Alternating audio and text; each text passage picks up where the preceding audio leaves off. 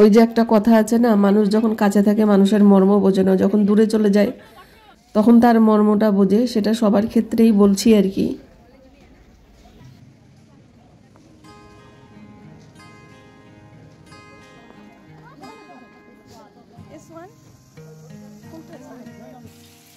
Good afternoon বন্ধুরা, প্রতিদিন আমার সাথে চ্যানেলে তোমাদের সবাইকে স্বাগত। কেমন আছো তোমরা? নিশ্চয়ই খুব ভালো আছো। আমিও ভালো আছি, কিন্তু মনটা আমার খুবই খারাপ আজকে গো। আজকে না মানে আমার মা চলে যাবে, 1 বছর আমার কাছে ছিল। তো মা আজকে আজ যাই কাল যাই করে আর মানে আমরাই যেতে দিচ্ছি না। তো আজকে মা ফাইনালি যাবে গা। তো আমি টিকিট করে দিছি রিজার্ভ। আমার বান্ধবী যাচ্ছে তো কলকাতায়, আর বান্ধবীর ছেলের বউ মানে যাচ্ছে। তো আমি বললাম যে তুমিও তাহলে, মা বললো যে তাহলে ওদের সাথে আমি যাইগা। তাও বান্ধবীও বললো যে তোর মারে তাহলে আমার সাথে পাঠায় দে। তো আমি বললাম যে ঠিক আছে, তাহলে 3টা টিকিটই একসাথে বানায় নি। তো হয়ে গেছে। তো আজকে দিনটা চলে আসলো মা যাওয়ার। আজকে মনটা আমার ভালোই নেই, কিন্তু আমি প্রকাশ করতেছি না, ঘরের মধ্যে কাউকে বলতেছি না কিছু। এবার দেখো এই যে রান্না বান্না আইসে দেখি মা রাই মিলে জোগাড় করছে, ছেলে আবার এই যে মাছ নিয়ে আসছে। তো আমি বললাম যে মাছ নিয়ে দিদা যাবে গা। মাছ তো আমাদের বাড়িতে হয়ই, মানে প্রায়ই হয়।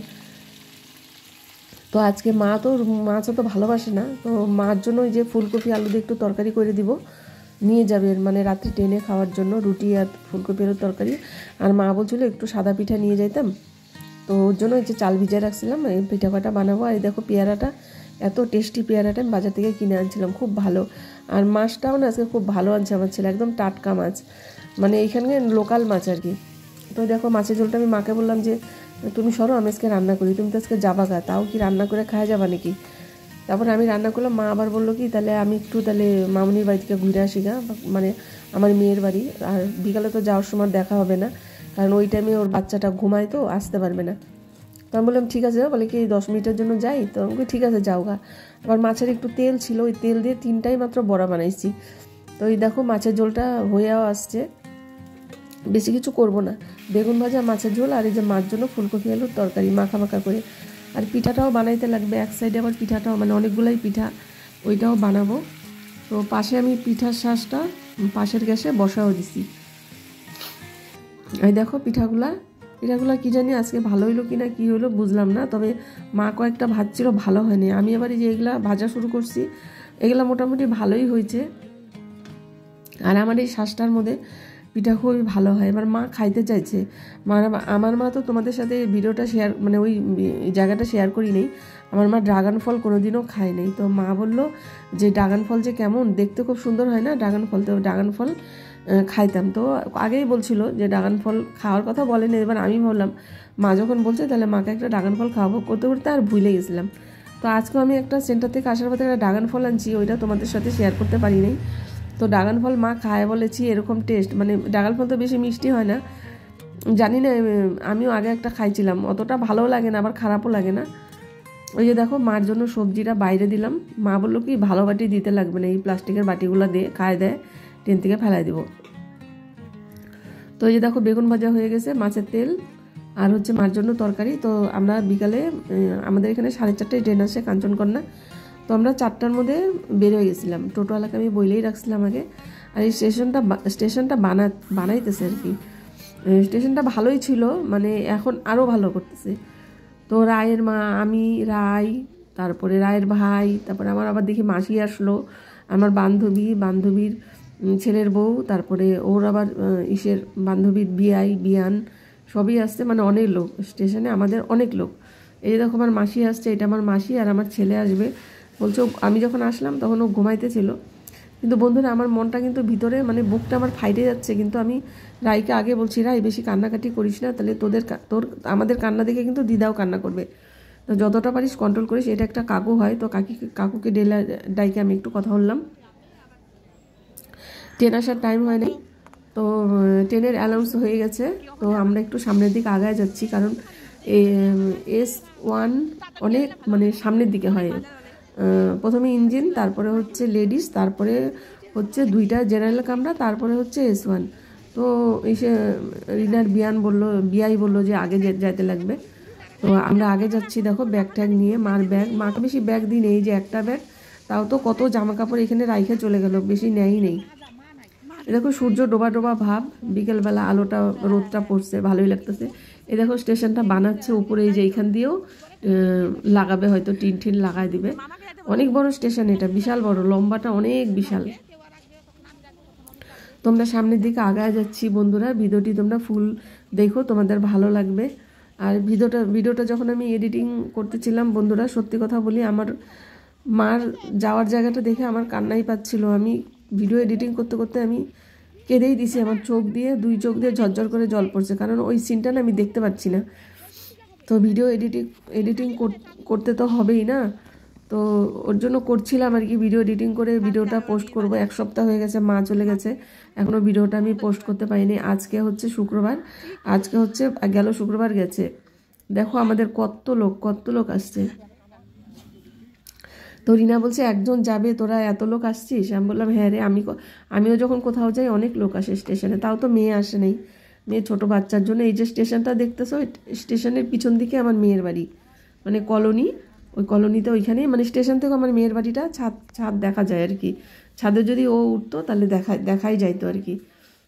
কিন্তু আর ঘুমায় থাকে, তো এই টাইমে বাচ্চাটা ঘুমায়, সারাদিন ঘুমাইতে পারে না। তো আমার ছেলেও চলে আসছে, তার জন্য ওকে আর ফোন করে কিছু বলা হয়নি যে ছাদে যাওয়ার জন্য। তো যাই হোক বন্ধুরা, দেখো আমরা রেডি। তো ট্রেনের অ্যানাউন্সমেন্ট হয়ে গেছে, ওইদিকে আমার ছেলে চলে আসছে, এটা হচ্ছে রায়ের ভাই, ছোট ভাই। ভিডিওটা বন্ধুরা তোমরা ফুল দেখো, তোমাদের সব ভিডিও কিন্তু আমি ফুল ওয়াচ করি, আর তোমরা আমার ভিডিওগুলো স্কিপ করো না বন্ধুরা, কেউ ফুল দেখো, আর ভিডিওটা দেখো, তোমাদের ভালো লাগবে। আমি ফোন ক্যামেরা করলাম যাতে আমিও আসি একটু। তো এই ভিডিওটা পরে করছে সব রাই। ট্রেন আসার সময় হয়ে গেছে বন্ধুরা, ট্রেন ঢুকেও গেছে স্টেশনে, তো আমরা এখানে দাঁড়ায় আছি।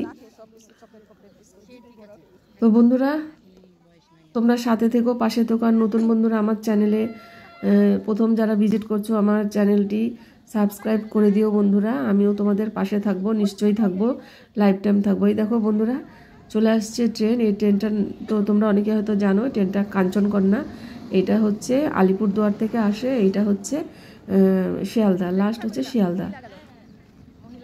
আমাদের এখান থেকে কোনো মানে আগে কোনো ট্রেন এখান থেকে যেত না, মানে বড় গাড়ি। আমাদের আগে ফালাকাটা, ধূপগুড়ি ওদিকে হয়ে যেতে হতো, কুচবিহার। তো আমাদের এখন খুবই সুবিধা হয়েছে, আমাদের বাড়ির সামনে দিকে ট্রেন।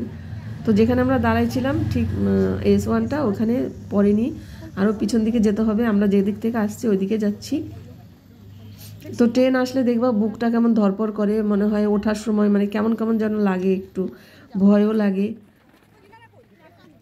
তো দেখো মাই যে আমাদের হচ্ছে, এইটা হচ্ছে মায়ের ডাব্বা S1।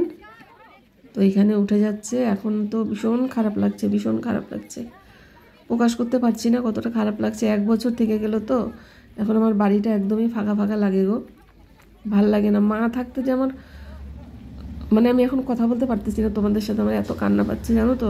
মা থাকতে যে আমার কতটা হেল্প হইতো। এই যে রান্নাঘরটা পুরো মাই সামলাইতো, আমি কিছুই করতাম না। আমি সেন্টার থেকে এসে দেখতাম আমার মায়ের রান্না সব হয়ে গেছে।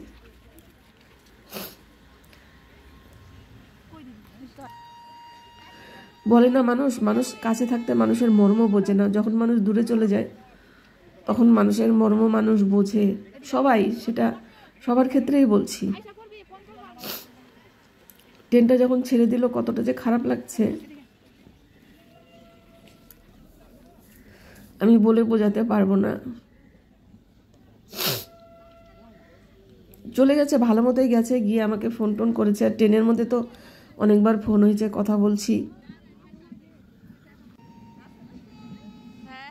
সব কিছু ঠিকঠাক দেওয়া হয়েছে কিনা ওটাই আমি জিজ্ঞাসা করলাম রায়ের কাছে।